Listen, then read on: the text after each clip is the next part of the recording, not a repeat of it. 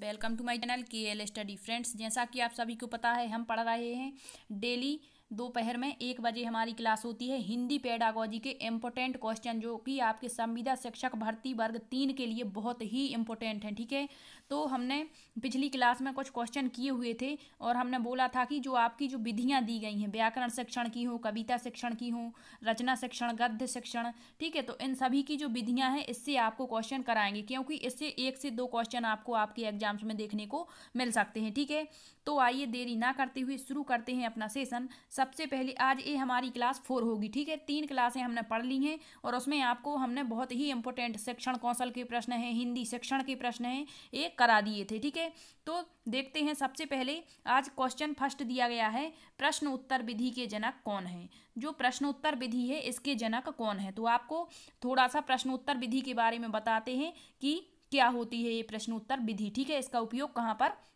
किया जाता है। तो जो प्रश्नोत्तर विधि है, प्रश्नोत्तर विधि का यदि अन्य नाम आपसे पूछ लें तो इसका अन्य नाम होता है, एक तो होता है तर्क विधि। ठीक है, इसी को क्या कहते हैं, तर्क विधि, और इसी को कहते हैं शुकराती विधि।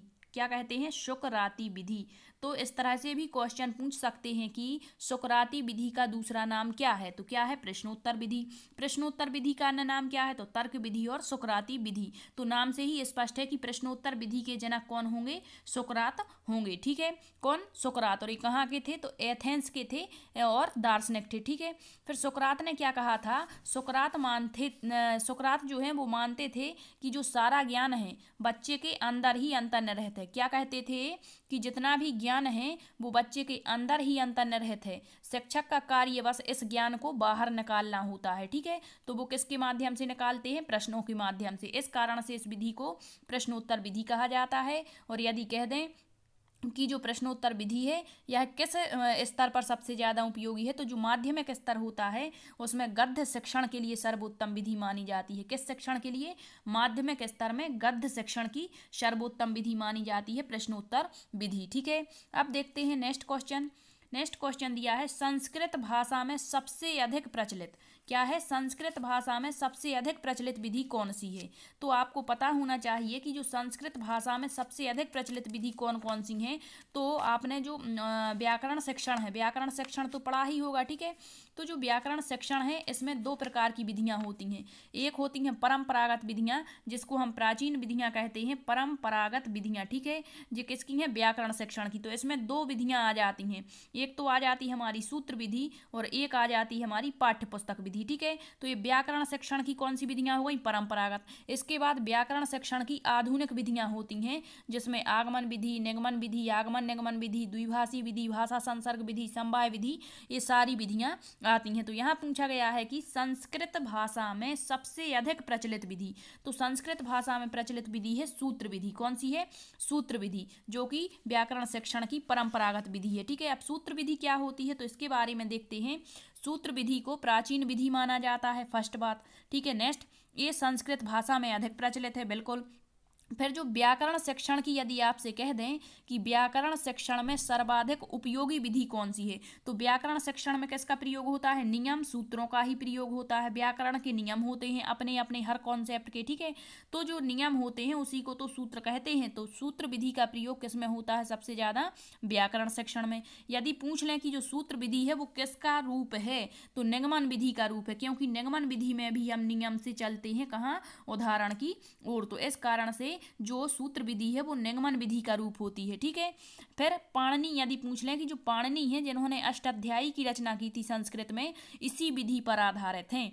ठीक है, क्योंकि उन्होंने सूत्र वगैरह बहुत ज़्यादा मात्रा में दिए हैं। ठीक है, लेकिन जो सूत्र विधि है इसके बारे में कह सकते हैं कि यह रटने पर जोर देती है। ठीक है, तो ये इसका दोष हो जाएगा। ठीक है, कि जो सूत्र विधि है वो रटने पर जोर देती है, और रटने पर जोर देगी तो वर्तमान में कैसी शिक्षा प्रचलित है, बाल केंद्रित, तो रटना तो बिल्कुल ही यहाँ पर गलत हो जाएगा। ठीक है, तो ये क्वेश्चन आपको समझ आ गया होगा। अब नेक्स्ट देखते हैं, किस विधि में व्याकरण का सैद्धांतिक ज्ञान ना दे करके व्यवहारिक ज्ञान दिया जाता है। मतलब सैद्धांतिक ज्ञान नहीं देते, मतलब सूत्र सिद्धांतों नियमों का ज्ञान ना दे करके व्यवहारिक मतलब उसके जीवन से जोड़ते हुए ज्ञान दिया जाता है, तो वो कौन सी विधि है। ठीक है, तो ये आपको पता होना चाहिए कि कौन सी विधि है, भाषा संसर्ग विधि, बिल्कुल भाषा संसर्ग विधि है। लेकिन आप यहाँ पर कंफ्यूज हो सकते हैं क्योंकि ये सभी भाषा संसर्ग विधि के ही दूसरे नाम हैं।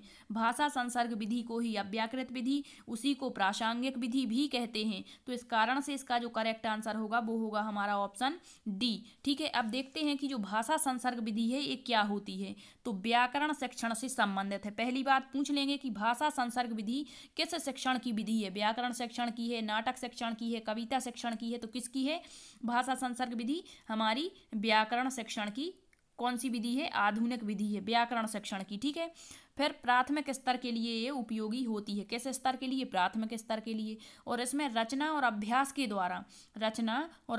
द्वारा शुद्ध भाषा का ज्ञान कराया जाता है। और वही बात व्याकरण का सैद्धांतिक ज्ञान ना दे करके व्यवहारिक ज्ञान इसमें दिया जाता है। यह एक मनोवैज्ञानिक विधि मानी जाती है। मनोवैज्ञानिक का मतलब क्या होता है, छात्र की बुद्धि और विवेक के अनुसार शिक्षण का कार्य यहाँ पर कराया जाता है। ठीक है, और यह भाषा के व्यवहारिक पक्ष पर जोर देती है। तो आई होप आपको भाषा संसर्ग विधि समझ आ गई होगी। भाषा संसर्ग विधि व्याकरण की विधि है, व्याकरण शिक्षण की। ठीक है, इसमें व्याकरण का सैद्धांतिक ज्ञान न देकर व्यवहारिक ज्ञान दिया जाता है, रचना अभ्यास द्वारा शुद्ध भाषा का ज्ञान कराया जाता है। ठीक, नेक्स्ट क्वेश्चन है, यहाँ पर 10 क्वेश्चन लिए गए हैं और इन 10 क्वेश्चन के माध्यम से आपके बहुत ज़्यादा मात्रा में क्वेश्चन कंप्लीट होने वाले हैं। ठीक है, कहीं से भी किसी भी तरह से क्वेश्चन बन सकता है, इसीलिए क्वेश्चन के माध्यम से आपको ऑप्शन के द्वारा सभी का यहाँ पर पूरा मतलब जो कंटेंट है वो दिया जा रहा है। ठीक है, नेक्स्ट क्वेश्चन है, किस विधि में विद्यार्थी सक्रिय रहता है और शिक्षक पर्यवेक्षक होता है।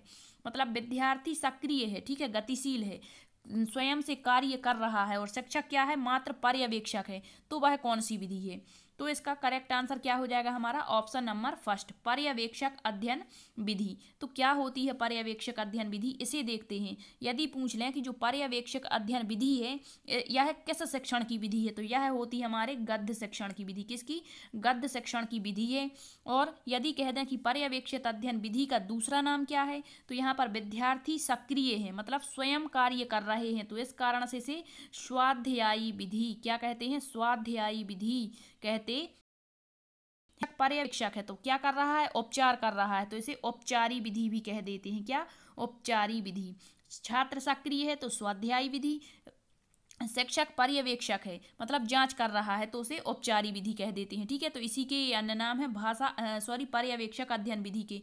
अब ये क्या होती है, तो इस विधि में क्या होता है, छात्र अध्ययन करते हैं और शिक्षक उनका पर्यवेक्षण करते हैं। ठीक है, और जो बाइनिंग महोदय हते, बाइनिंग एवं बाइनिंग, ठीक है, बाइनिंग एवं बाइनिंग करके एक विद्वान थे, इन्होंने क्या कहा था कि जो मेज है, मेज या दरारों के चारों ओर बैठे हुए कार्यरत समूहों या कक्षा के शिक्षकों द्वारा पर्यवेक्षण करना ही पर्यवेक्षक अध्ययन है। तो जहां भी आपको मेज या दरार दिख जाए वहां पर बाइनिंग एवं बाइनिंग ये पूछी जा चुकी है डेफिनेशन। ठीक है, याद रखना। और जो पर्यवेक्षक अध्ययन विधि है यह माध्यमिक स्तर के विद्यार्थियों के लिए उपयुक्त है। ठीक है, तो यहाँ पर शब्दकोश देखना, मानचित्र देखना आदि ये कार्य जो विद्यार्थी हैं वो सक्रिय होकर करते हैं और शिक्षक उनका पर्यवेक्षण करता जाता है। नेक्स्ट क्वेश्चन है, किस विधि में मातृभाषा का प्रयोग वर्जित है। किसका, मातृभाषा जो हमारी मदर टंग होती है इसका प्रयोग किस विधि में वर्जित है।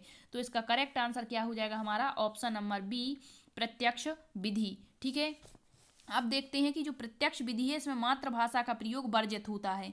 तो देख लेते हैं इसके प्रतिपादक, यदि आपसे पूछ लें कि प्रत्यक्ष विधि के प्रतिपादन किसने किया था, तो फ्रांस के थे सेग्यून ने, या गुइन कहीं कहीं इसको मिल जाता है, गुइन ने। ठीक है, कब किया था, तो 1901 में इन्होंने इसका प्रतिपादन किया था। और इस विधि की यदि शुरुआत पूछ लें कि किस भाषा से हुई है, तो अंग्रेजी भाषा से हुई है। प्रत्यक्ष जो विधि है, यदि इसके अन्य नाम पूछें तो इसे प्राकृत विधि भी कहते हैं। क्या कहते हैं, प्राकृत विधि। इसे निर्वाध विधि कहते हैं। क्या कहते हैं, निर्वाध विधि। इसी को सुगम विधि कहते हैं। क्या कहते हैं, सुगम विधि आदि नामों से जाना जाता है। तो प्रत्यक्ष जो विधि है इसमें मातृभाषा का प्रयोग वर्जित होता है। और यदि क्वेश्चन पूछ लें कि किस विधि में नवीन भाषा सिखाने के लिए उपयोगी है या कौन सी विधि नवीन भाषा सिखाने के लिए उपयोगी है, तो वो है हमारी प्रत्यक्ष विधि ही। ठीक है, विदेशी भाषा सिखाने में भी इसका उपयोग होता है। ठीक है, इसके बाद यदि पूछ लें कि भारत में यदि सबसे पहले इसकी प्रयोग पूछ लें कि कहाँ पर किया गया प्रत्यक्ष विधि का, तो बंगाल में किया गया था। किसने किया था? टिपिंग महोदय ने। ठीक है, मुंबई में फ्रेजर ने किया था, मद्रास में मेट्स महोदय ने इसका प्रयोग किया था। ठीक, नेक्स्ट क्वेश्चन है किस विधि में द्वितीय भाषा का ज्ञान कराया जाता है? द्वितीय भाषा का ज्ञान किस विधि में कराया जाता है? तो इसका करेक्ट आंसर हो जाएगा हमारा व्याकरण अनुवाद विधि, ऑप्शन सी। अब यदि पूछ लें कि जो व्याकरण अनुवाद विधि है इसके प्रतिपादक कौन है, तो इसके प्रतिपादक हैं श्री रामकृष्ण गोपाल भंडारकर। कौन है? रामकृष्ण गोपाल भंडारकर इसके प्रतिपादक हैं। इन्होंने भारत में इसकी खोज की थी। इस कारण से जो व्याकरण अनुवाद विधि है इसको भंडारकर विधि के नाम से भी जाना जाता है। और जो व्याकरण अनुवाद विधि है इसमें द्वितीय भाषा का ज्ञान कराया जाता है। इसमें क्या होता है, सबसे पहले द्वितीय भाषा के व्याकरण के नियमों से परिचित करके नियमों को कंठस्थ कराते हैं। ठीक है, व्याकरण अनुवाद में, और फिर शब्दों और वाक्यों का मातृभाषा में अनुवाद कराया जाता है। ठीक है, आहिंदी क्षेत्रों में हिंदी सिखाने की महत्वपूर्ण विधि यदि पूछ लें, जो आहिंदी क्षेत्र हैं वहाँ पर हिंदी सिखाने की महत्वपूर्ण विधि तो व्याकरण अनुवाद विधि है। ठीक है, व्याकरण का यहाँ पर सैद्धांतिक ज्ञान दिया जाता है। और जो हमारी भाषा संसर्ग विधि थी वहाँ पर सैद्धांतिक ज्ञान ना दे करके व्यवहारिक ज्ञान दिया जा रहा था। और जो व्याकरण अनुवाद विधि है इसमें व्याकरण का सैद्धांतिक ज्ञान दिया जाता है। ठीक है, और इसमें व्यवहारिक पक्ष पर ध्यान नहीं दिया जाता। तो ये दोनों एक दूसरे की विपरीत मानी जाती हैं। कौन सी? भाषा संसर्ग विधि और व्याकरण अनुवाद विधि। ठीक है, इसमें लिखने और पढ़ने के कौशलों पर जोर दिया जाता है। लिखने और पढ़ने पर, लिखने प्लस पढ़ने पर, ठीक है, इस पर जोर दिया जाता है। लेकिन जो उच्चारण है, उच्चारण की यहाँ पर क्या हो जाती? उपेक्षा की जाती है। मौखिक अभ्यास की यहाँ पर उपेक्षा की जाती है। ठीक है, ये भाषा के तत्वों पर यहाँ पर जोर दिया जाता है और यह एक आम मनोवैज्ञानिक विधि भी मानी जाती है। ठीक, नेक्स्ट देख लेते हैं। क्वेश्चन है रेखीय अभिक्रमित अनुदेशन विधि के जनक कौन है? तो आपने पढ़ा होगा अभिक्रमित अनुदेशन। क्या होता है अभिक्रमित अनुदेशन? ठीक है, तो यदि पूछ लें कि जो अभिक्रमित अनुदेशन है इसकी शुरुआत कब हुई, तो इसकी शुरुआत शिक्षण मशीन के रूप में हुई थी। किसके? मशीन के रूप में। और कहाँ पर? तो सिडनी के प्रेशे करके एक महोदय थे, प्रेशे, सिडनी के थे। सिडनी के प्रेशे ने सन 1920 में की थी। किसकी? केवल अभिक्रमित अनुदेशन की शुरुआत। अब जो ये अभिक्रमित अनुदेशन है दो प्रकार का होता है। एक होता है रेखीय अभिक्रमित अनुदेशन और एक होता है शाकीय अभिक्रमित अनुदेशन। तो यदि पूछ लें कि रेखीय अभिक्रमित अनुदेशन के जनक कौन है, तो रेखीय के हैं स्किनर महोदय। ठीक है, और यदि शाकीय के पूछ लें तो शाकीय के क्राउडर है। कौन है? क्राउडर। ठीक, अब जो अभिक्रमित अनुदेशन विधि होती है इसके भी 5 सिद्धांत होते हैं। ठीक है, तो इसमें क्या होता है कि जो सिद्धांत है पहले इसके 5 सोपान होते हैं या 5 सिद्धांत होते हैं। तो अभिक्रमित अनुदेशन में पाठ्य सामग्री जो होती है हमारी उसको छोटे छोटे खंडों में तोड़ करके पढ़ाया जाता है। ठीक है, रेखीय अभिक्रमित अनुदेशन सरल होता है जबकि जो शाखीय अभिक्रमित अनुदेशन है वो थोड़ा सा कठिन होता है। ठीक है, रेखीय अभिक्रमित अनुदेशन में विद्यार्थी स्वयं उत्तर लिखता है और शाखीय में विकल्पों में से चयन करना होता है। ठीक, रेखीय अभिक्रमित अनुदेशन की शुरुआत स्किनर ने की थी। कब की थी? सन 1954 में की थी। और शाखीय की शुरुआत क्राउडर ने की थी 1960 में। शाखीय जो रेखीय अभिक्रमित अनुदेशन छोटी कक्षाओं के लिए उपयुक्त है और इसमें पुनर्बलन मिलता है, जबकि शाखीय अभिक्रमित अनुदेशन बड़ी कक्षाओं के लिए उपयुक्त होता है और इसमें निदान और उपचार किया जाता है। ठीक है, नेक्स्ट है साहचर्य विधि।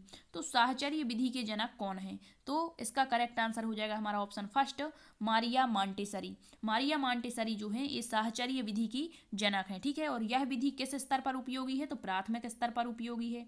किस पर? प्राथमिक स्तर पर उपयोगी है। और इस विधि में क्या होता है, छात्रों में चिंतन और सृजनात्मकता का विकास, मतलब क्रिएटिविटी का गुण डेवलप यहाँ पर किया जाता है। और जो मारिया मॉन्टेसरी की साहचर्य विधि है इसमें खेल खेल के द्वारा बालक को शिक्षा दी जाती है। ठीक है, और यह एक मनोवैज्ञानिक विधि मानी जाती है। संज्ञाओं का ज्ञान इस विधि के द्वारा कराया जाता है। नेक्स्ट क्वेश्चन है सैनिक विधि का अन्य नाम क्या है? तो जो सैनिक विधि है, सैनिक विधि के अन्य नाम यदि आपसे पूछ लें क्या है, तो यहाँ दिया है संगठना विधि, अनुकरण परिस्मरण विधि, भाषा वैज्ञानिक विधि। इसके अलावा भी इसका नाम होता है, जैसे कह दें अनौपचारिक विधि, अनौपचारिक विधि, अनौपचारिक विधि। इसके बाद यदि कह दें श्रव्य भाष्य विधि, श्रव्य भाष्य विधि, तो ये सब नाम किसके हैं? संघटना, अनुकरण, परिस्मरण, भाषा वैज्ञानिक, अनौपचारिक, श्रव्य भाष्य विधि, ये सभी नाम हैं हमारी सैनिक विधि के। सैनिक विधि क्या होती है? तो सैनिक विधि जो होती है इसमें उच्चारण व अर्थ पर जोर दिया जाता है। सैनिक विधि में किस पर? उच्चारण पर जोर दिया जाता है, जबकि जो व्याकरण अनुवाद विधि हमने अभी पढ़ी है उसमें उच्चारण की उपेक्षा की जाती। ठीक है, तो सैनिक विधि का प्रारंभ कब हुआ था? तो जब अमेरिका में सन 1914 में द्वितीय विश्व युद्ध, मतलब द्वितीय विश्व युद्ध मान के चलिए, ठीक है, अमेरिका में द्वितीय विश्व युद्ध के समय सेना को भाषा सिखाने, भाषा की शिक्षा देने, उच्चारण पर जोर देने के लिए सैनिक विधि का प्रयोग किया गया था। ठीक है, तभी से इसकी शुरुआत हुई। आज का लास्ट क्वेश्चन है, क्या दिया है? सीखे हुए ज्ञान का प्रयोग अन्य विषय में करना किस विधि का गुण है? मतलब कोई ज्ञान हमारे अंदर है और हम उस ज्ञान का प्रयोग अन्य विषय के लिए कर रहे हैं, तो यह कौन सी विधि का गुण है? मतलब सीखे गए ज्ञान का प्रयोग अन्य विधि में करना, यह किस विधि का गुण होता है? क्या इकाई विधि, समवाय विधि, व्याख्या विधि या व्यतिरेकी विधि? तो इसका करेक्ट आंसर क्या हो जाएगा हमारा? इसका करेक्ट आंसर हो जाएगा ऑप्शन नंबर बी, समवाय विधि। अब देख लेते हैं समवाय विधि क्या है। समवाय का मतलब ही होता है सह संबंध। क्या होता है? सह संबंध, मतलब एक विषय से दूसरे विषय को जोड़ना। ठीक है, इसका यदि दूसरा नाम पूछ लें तो इसे पुस्तकीय विधि भी कहते हैं। ठीक है, यह विधि जो है समवाय विधि, यह भाषा संसर्ग विधि का दूसरा रूप है। हमने पढ़ा भी भाषा संसर्ग विधि। यदि पूछ लें भाषा संसर्ग विधि का दूसरा रूप क्या है, तो वो है समवाय विधि। और यदि कह दें गद्य और पद्य के साथ व्याकरण की शिक्षा देना, इसी विधि में ये कार्य किया जाता है। ठीक है, इसके भी 4 सिद्धांत होते हैं। इसमें आ जाते हैं गांधी जी की बुनियादी शिक्षा, फ्रोवेल का जीवन केंद्र शिक्षा, हर्बर्ट का सहसंबंध और जॉन डीवी का सामंजस्यीकरण का सिद्धांत इसमें आता है। ठीक है, तो आई होप आपको हिंदी शिक्षण की सभी विधियां, जितने इससे इंपॉर्टेंट क्वेश्चन बनते थे वो आपको बता दिए हैं। ठीक है, यदि सेशन पसंद आया हो तो लाइक, शेयर एंड सब्सक्राइब जरूर करना। Thank you.